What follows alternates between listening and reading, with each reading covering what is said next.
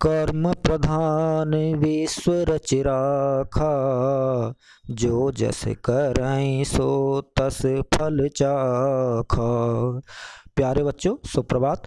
आज हम कक्षा 10वीं के टॉपिक राम लक्ष्मण परशुराम संवाद पर चर्चा करेंगे, जिसके कवि हैं गोस्वामी तुलसीदास। तो सबसे पहले बात करते हैं हम कवि परिचय की।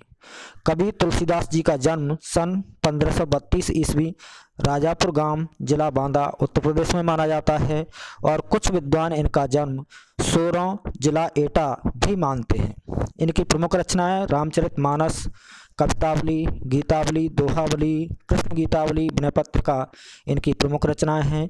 और सन 1623 ईस्वी काशी यानी बनारस, उत्तर प्रदेश में इनका देहावसान हुआ था, ऐसा कहा जाता है। अवधी एवं ब्रज दोनों भाषाओं पर इनको समान अधिकार था। दोनों ही भाषाओं में इन्होंने लेखन कार्य किया, रचनाएं रची। रामचरितमानस कवि की अनन्य राम भक्ति और उनके सृजनात्मक कौशल का मनोरम उदाहरण है। उनके राम मानवीय मर्यादाओं और आदर्शों के प्रतीक हैं, जिनके माध्यम से गोस्वामी तुलसीदास जी ने नीति, स्नेह, शील, विनय, त्याग, करुणा जैसे उदात्त मानवीय मूल्यों की स्थापना की है। तो यह था कवि परिचय। अब बात करते हैं बच्चों पाठ का सार की। प्रस्तुत प्रसंग रामचरितमानस महाकाव्य के बालकांड यानी सीता स्वयंवर से लिया गया है। सीता स्वयंवर में जब श्री राम द्वारा शिव धनुष भंग होने के बाद मुनि परशुराम को जब यह समाचार मिला तो वे क्रोधित होकर वहां आते हैं। शिव धनुष को खंडित देख करके, खंडित यानी टूटा हुआ देखकर वे आपे से बाहर हो जाते हैं, बहुत गुस्सा करते हैं। राम की विनम्रता और विश्वामित्र के समझाने पर उनका गुस्सा शांत होता है। इस बीच लक्ष्मण, राम और परशुराम के बीच जो संवाद हुआ उस प्रसंग को यहाँ प्रस्तुत किया गया है। परशुराम के क्रोध भरे प्रश्नों का उत्तर लक्ष्मण वीर रस से युक्त व्यंग वचनों से देते हैं। तो यह था पाठ का सारांश, समरी पाठ की। अब बात करते हैं बच्चों राम लक्ष्मण परशुराम संवाद का भावार्थ यानी व्याख्या। ये पूरे पाठ की व्याख्या, इसमें आप भावार्थ आप इसमें देख सकते हैं। तो शुरू करते हैं। नाथ शंभु धनु भंजनिहारा, होई के एक दास तुम्हारा, आयसु कहा कहिए किनि मोही, सुन रे साई बोले मुनि कोही। जब परशुराम वहां पर आकर के गुस्सा करते हैं, क्रोधित होते हैं, तब भगवान राम परशुराम से कहते हैं कि हे नाथ, हे मुनि परशुराम, शिव के धनुष को, शंभुधन शिव के धनुष को भंजनहारा, भंजनहारा मीन्स तोड़ने वाला, हुई केयुक दास तुम्हारा, कोई तुम्हारा दास ही होगा। हे मुनि परशुराम, शिव के धनुष को तोड़ने वाला कोई आपका दास ही होगा। आयसु, आयसु मीन्स आज्ञा। कहा कहिए किन मोही, कहिए किन मोही अनुप्रास अलंकार है बच्चों। राम कहते हैं आगे कि मेरे लिए क्या आज्ञा है, मैं आपकी क्या सेवा कर सकता हूं, मैं आपके लिए क्या कर सकता हूं, बताइए। सुन रसाय बोले मुनि कोई। राम की ऐसी बातों को सुन करके मुनि परशुराम क्रोधित होकर के बोले। क्या बोले? सेवक सो जो करे सेवकाई, अरे करनी करे करिय लड़ाई। अरे करनी मीन्स शत्रुता का कार्य, दुश्मनी का कार्य। राम की बातों को सुनकर के मुनि परशुराम बोले कि सेवक का कार्य सेवा करना है, लेकिन शिव के धनुष को तोड़ करके, जिसने भी शिव के धनुष को तोड़ा है उसने शत्रुता का कार्य किया है, दुश्मनी मोल ली है। सुनहु राम जय शिवधन तोरा, सहस भाव सम स्वरूप मोरा। और आगे मुनि परशुराम कहते हैं कि हे राम, जिसने भी शिव के धनुष को तोड़ा है वह सहस्र भाव के समान मेरा रिपु यानी दुश्मन है। इसलिए सो बिलगाव बिहाय समाजा, न तुम्हारे जइया सब राजा। इसलिए जिस व्यक्ति ने शिव के धनुष को तोड़ा है उसे इस समाज से, इस भीड़ से अलग कर दीजिए, नहीं तो सारे राजा राजकुमार मारे जाएंगे।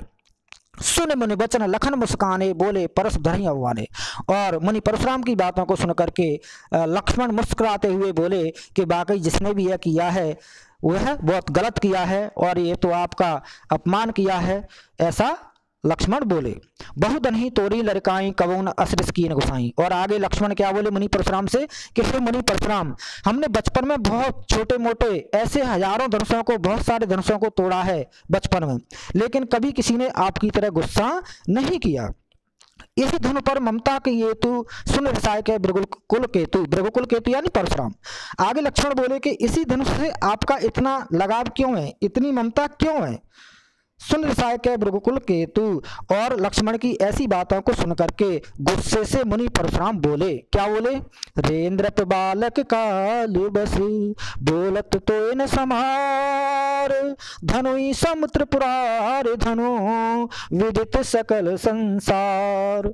ये ऊपर जो पढ़ी थी हमने बच्चों वो चौपाई छंद में था, और ये जो है रेंद्र बालक ये दोहा है।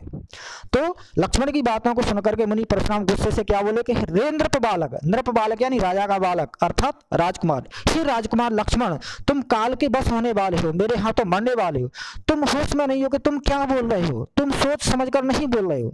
धनु ही सम त्रिपुरार धनु, त्रिपुरार मीन्स भगवान शिव के धनुष को तुम धनु ही कह रहे हो, छोटा मोटा धनुष कह रहे हो, जिस धनुष के बारे में पूरा संसार जानता है। आगे देखिए बच्चों, मुनि परशुराम की बातों को सुनकर के लक्ष्मण फिर से बोलने लगे, क्या बोले, लखन कहा अस हमरे जाना सुनहु देव सब धनुष समान। हे मुनि परशुराम, हम तो ऐसा जानते हैं कि जितने भी धनुष हैं इस धरती पर वो सभी एक जैसे हैं, समान हैं, कोई छोटा बड़ा नहीं है। काछत लाभ जून धनु तोरे देखा राम नयन के ओरे। और आगे लक्ष्मण बोले कि हे मुनि परशुराम, इस धनुष के टूटने से आपको क्या हानि हुई, या नहीं टूटता तो आपको क्या लाभ होता, देखा राम नयन के भोरे। और जो लक्ष्मण और परशुराम के बीच जो बातें हो रही हैं, संवाद हो रहा है, उसे राम चुपचाप देख रहे हैं, सुन रहे हैं। छुअत टूट रघुपति न दोषु मुनि बिनु काज करिय कतरोसु। और लक्ष्मण आगे बोले कि हे मुनि परशुराम, मेरे भाई श्री राम जी ने तो धनुष को छुआ ही था, और यह धनुष छूते ही टूट गया, तो इसमें मेरे भाई श्री राम का कोई दोष नहीं है, आप बिना बात के गुस्सा कर रहे हो।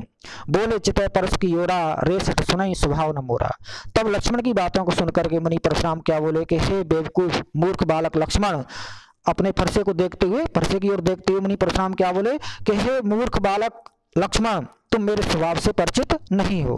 बालक बोले बधो नहीं तोई केवल मन जड़ जाने मोई। मैं तुम्हें बच्चा समझ करके तुम्हारा वध नहीं कर रहा हूं, और तुम मुझे बेवकूफ समझ रहे हो, जड़ समझ रहे हो, मूर्ख समझ रहे हो।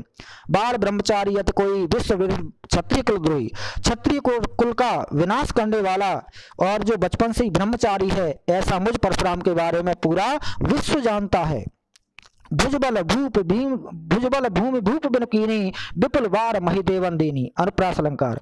और आगे मुनि परशुराम कहते हैं कि मैंने अपनी भुजाओं के बल से, अपनी वीरता से इस धरती को कई बार क्षत्रियों से विहीन किया है, और उन क्षत्रियों का राजपाट छीन करके, धन दौलत छीन करके महिदेवन मीन्स ब्राह्मणों को दान में दिया है, बांटा है। सहस बाव भुज छेदनिहारा परस बिलोक महीप कुमारा। महीप कुमार यानी राजकुमार। हे राजकुमार लक्ष्मण, इस फरसे को देखिए, यह वही फरसा है जिस फरसे से मैंने सहस्त्रबाहु की भुजाओं को काटा था। मात पितंजन सोच बस करस महिष किशोर गर्भन के अर्भक दलन परस मोर अति घोर। आगे मुनि परशुराम कहते हैं कि हे राजकुमार लक्ष्मण, तुम अपने माता पिता को दुख में मत डालो। करस महिष किशोर यानी राजकुमार। हे राजकुमार लक्ष्मण, तुम अपने माता पिता को दुख में शोक में मत डालो। गर्भन के अर्वक दलन परस मोर अतिघोर। जब मेरा यह फरसा चलता है तो गर्भस्थ शिशु भी गर्भ से खिसक जाते हैं। जो बच्चे गर्भ में माँ के पेट में पल रहे होते हैं, माँ के पेट में पलने वाले बच्चे भी मेरे फरसे की टंकार को, ध्वनि को सुन करके गर्भ से खिसक जाते हैं। तो तुम अपने माता पिता को शोक में दुख में मत डालो। आगे लक्ष्मण परशुराम की बातों को सुनकर के क्या बोले लक्ष्मण मुनि परशुराम से क्या बोले, देश लखन बोले मृदमानी अहो मुनीष महावटमानी। हे मुनि परशुराम, तुम वाकई बहुत बड़े योद्धा हैं, ज्ञानी हैं, ऐसा लक्ष्मण मुस्कुराते हुए बोले। पुन पुन मोय दिखाव कुठारू चैत उड़ावन फूंक पहाड़ू। और जिस प्रकार से तुम मुझे बार बार फरसा दिखा रहे हो, ऐसा लग रहा है जैसे फूंक से आप पहाड़ उड़ाना चाहते हैं। यहाँ कुंबड़बतिया को उनाई जे तर्जनी देख मर जाए। हे मुनि परशुराम, मैं कोई कद्दू लौकी या तोरई की बेल नहीं हूँ। कुंबड़बतिया कद्दू तोरई लौकी इत्यादि की बेल, जो उसमें बेल में लगने वाले छोटे फल जो तर्जनी यानी उंगली को देख करके मुरझा जाते हैं। तो लक्ष्मण कहते हैं कि मैं कोई कुंबड़बतिया यानी कद्दू लौकी तोरई की बेल नहीं हूँ, जो आपकी उंगली को देख करके, आपके फरसे को देख करके मुरझा जाऊंगा यानी डर जाऊंगा।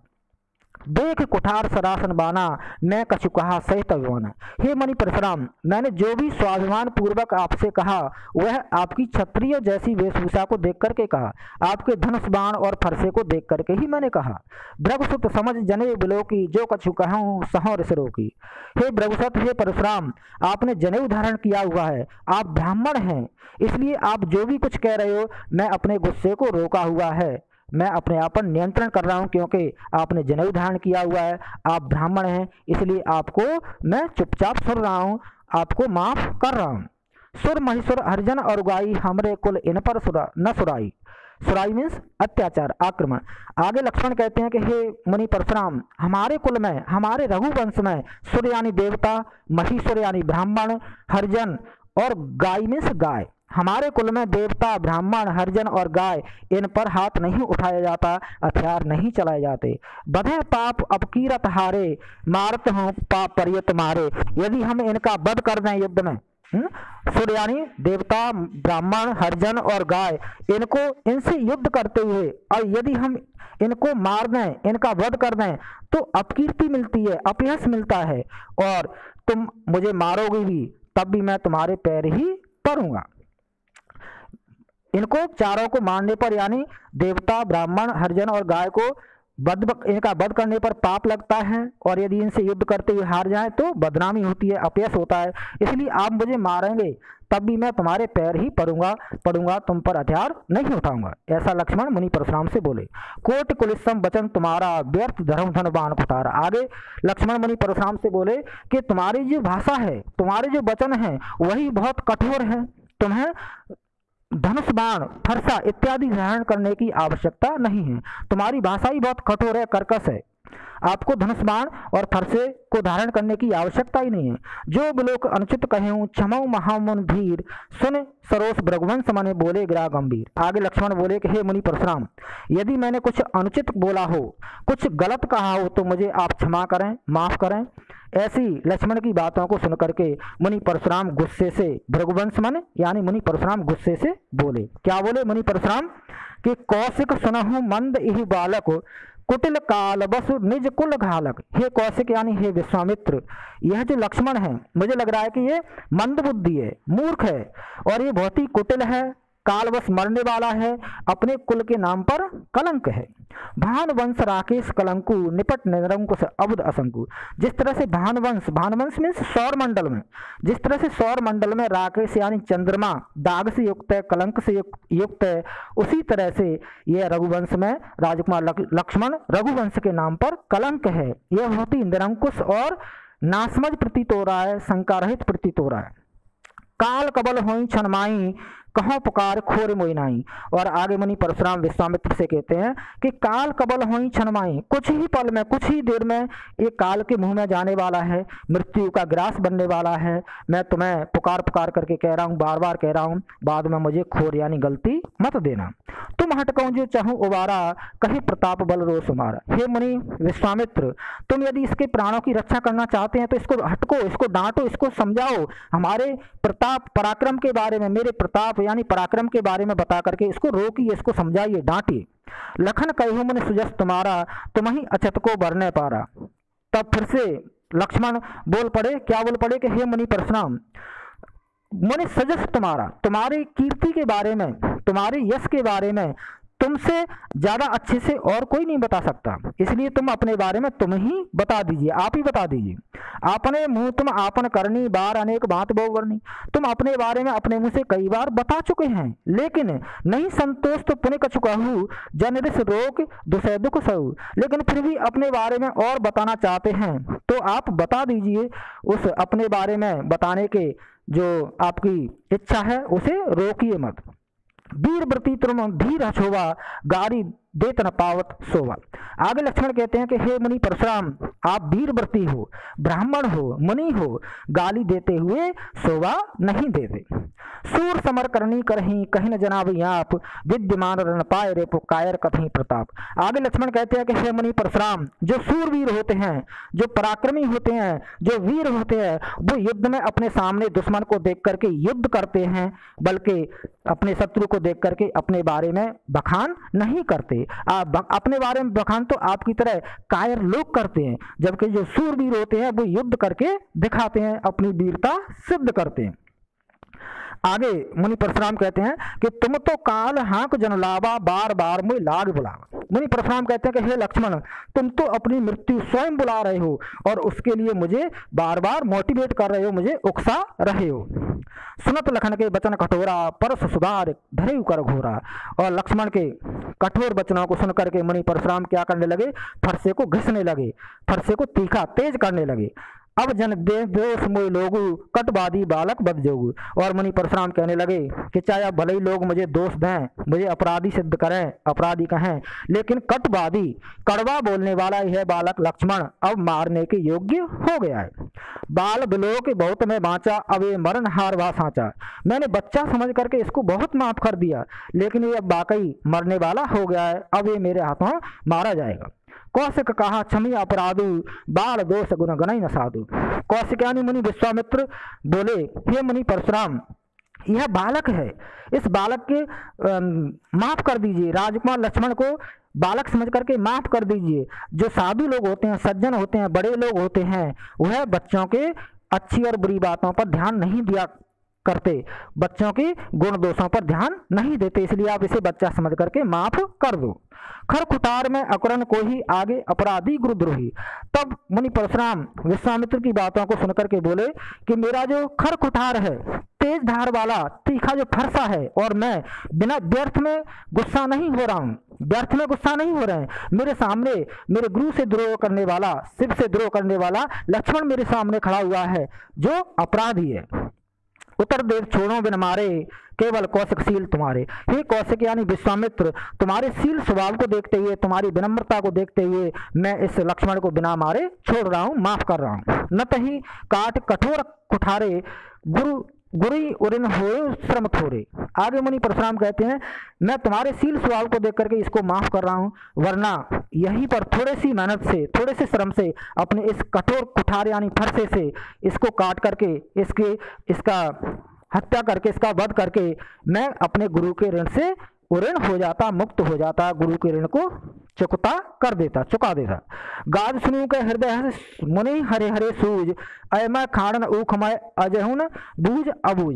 गाद सुनू में से विश्वामित्र से सारी बातें कह करके मुनि परशुराम मन ही मन में मुस्कुराने लगे, मन ही मन में खुश होने लगे कि लक्ष्मण ने हार नहीं मानी तो क्या हुआ, उसके गुरु विश्वामित्र ने पराजय स्वीकार कर ली, क्षमा याचना मांग ली, और अंदर ही अंदर मन ही मन में मुनि परशुराम खुश हो रहे हैं, प्रसन्न हो रहे हैं। अयमय खाड़न ऊखमय अजौन बूझ अबूझ। और आगे प्रकट रूप से मुनि परशुराम कहते हैं कि हे विश्वामित्र, इसको समझाइए कि जो मेरे हाथ में जो फरसा है वो अयमय है। अयमय मीन्स लोहे का बना हुआ है, ये कोई ईख का गन्ना नहीं है, इसको समझाइए और इसके प्राणों की रक्षा कीजिए। तब आगे लक्ष्मण परशुराम की बातों को सुनकर के लक्ष्मण फिर बोल पड़ते हैं और क्या कहते हैं, कहूँ लखन मुनिशील तुम्हारा, को नहीं जान विदित संसारा। लक्ष्मण बोले कि हे मुनि, हे विश्वामित्र, तुम्हारे शील स्वभाव को कौन नहीं जानता है, पूरा संसार तुम्हारे बारे में जानता है। मात पितई ऋण भय नहीं के, गुरु ऋण रहा सोच बढ़ जीगे। तुमने अपने माता पिता के ऋण को पूरा कर दिया है, चुका दिया है, और तुम पर केवल गुरु का ऋण बाकी है, वह तुम्हारे लिए बड़ी सोच का विषय है, दुख का विषय है। सोजन हमरे माथे काड़ा, दिन चल गए ब्याज बढ़वाड़ा। जो गुरु का ऋण बाकी है आप पर, आप उस गुरु के ऋण को मुझे मार करके चुकता कर दीजिए, पूरा कर दीजिए। काफी समय हो गया है गुरु के ऋण को, इसलिए उसका ब्याज भी बढ़ गया है। अब आनिए बेवरिया बोली, तुरंत देव में थैली खोली। किसी बेवरिया बोली यानी नीलामी की बोली लगाने वाले, गिनती करने वाले किसी व्यक्ति को बुला लीजिए और मैं थैली खोल देता हूं, जिससे आप गुरु के ऋण को पूरा कर लेना, मैं आपके गुरु के ऋण को चुका देता हूं। यानी जो लक्ष्मण है यहाँ पर मुनि परशुराम पर लगातार व्यंग करते जा रहे हैं, उनको उकसाते जा रहे हैं। सुन कट वचन कुठार सुधारा, हाय हाय सब सभा पुकारा। और लक्ष्मण की ऐसी बातों को सुनकर के मुनि परशुराम गुस्से से फरसे को फिर से तीखा करने लगे, उसको सुधारने लगे, धार को तीखा करने लगे, और सभी सभा में खलबली मच गई, हाय हाय सब सभा पुकारे। जो सभा में उपस्थित लोग थे सभी वह हाय तौबा करने लगे, खलबली मच गई। भृगुवर परस दिखावई मोई विप्र विचार बचोंद्र द्रुई। और लक्ष्मण बोले कि हे भृगुवर यानी परशुराम, जिस तरह से तुम फरसा मुझे दिखा रहे हो, फरसा दिखा करके डराने की कोशिश कर रहे हो, तुम विप्र यानी ब्राह्मण हो, यह सोच करके मैं तुम्हें छोड़ रहा हूँ, वरना नृपद्रोही राजाओं से द्रोह करने वाले का, क्षत्रियों से द्रोह करने वाला का क्या अंजाम होता है यह मैं आपको बता देता, लेकिन आप क्या है, विप्र यानी ब्राह्मण हैं, इसलिए मैं आपको माफ कर रहा हूँ। मिले न कभों सुबट रणगाड़े द्विज देवता घरई के बाड़े। और आगे लक्ष्मण कहते हैं कि आपको अच्छे वीरों से, सुबट यानी अच्छे वीरों से, महान वीरों से पाला नहीं पड़ा है। यदि महान वीरों से पाला पड़ा होता तो आपको पता चलता कि वीर क्या होता है, क्षत्रिय क्या होते हैं। द्विज देवता घरई के बाड़े। और आगे लक्ष्मण कहते हैं कि द्विज यानी ब्राह्मण, ब्राह्मण रूपी देवता या ब्राह्मण और देवता एक घर पर ही सम्मान के, इज्जत के, आदर के पात्र होते हैं, यहाँ पर मेरा घर नहीं है। अनुचित कहें सब लोग पुकारे रघुपति सैनई लखन निवारे। तभी वहां पर उपस्थित समुदाय के लोग, वहां पर उपस्थित राजकुमार, राजा सभी कहने लगे कि लक्ष्मण अनुचित बोल रहे हैं, लक्ष्मण गलत बोल रहे हैं, राजकुमार लक्ष्मण गलत कर रहे हैं, गलत बोल रहे हैं। तब भगवान राम ने लक्ष्मण जी को, अपने छोटे भ्राता लक्ष्मण को भगवान श्री राम ने इशारों में शांत किया, रोका। लखन उतर आहुति सरस भृगुवर कोप कृसान, बढ़त देख जलसम बचन बोले रघुकुल भान। लक्ष्मण के जो उत्तर थे वो आहुति के समान थे, और भगवान परशुराम, मुनि परशुराम का जो गुस्सा था वो अग्नि की तरह था, और मुनि परशुराम के अग्नि रूपी, गुस्से रूपी अग्नि में जो लक्ष्मण के उत्तर थे वह आहुति का काम कर रहे थे, घी का काम कर रहे थे, और मुनि परशुराम का गुस्सा बढ़ता ही जा रहा था।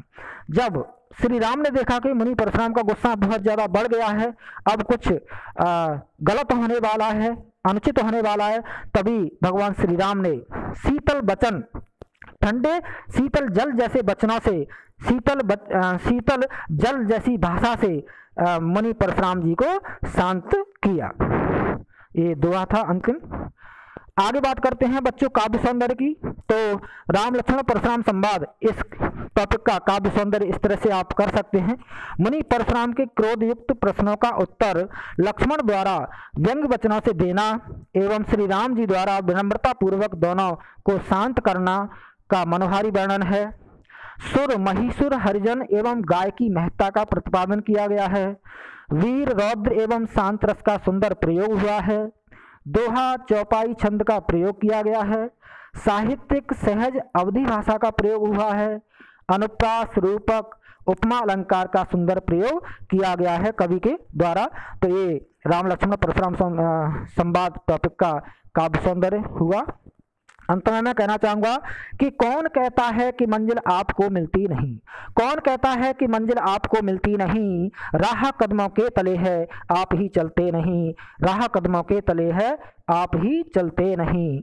यदि वीडियो पसंद आए तो सब्सक्राइब करें, लाइक करें, कमेंट करें, शेयर करें। धन्यवाद बच्चों। जय हिंद, वंदे मातरम।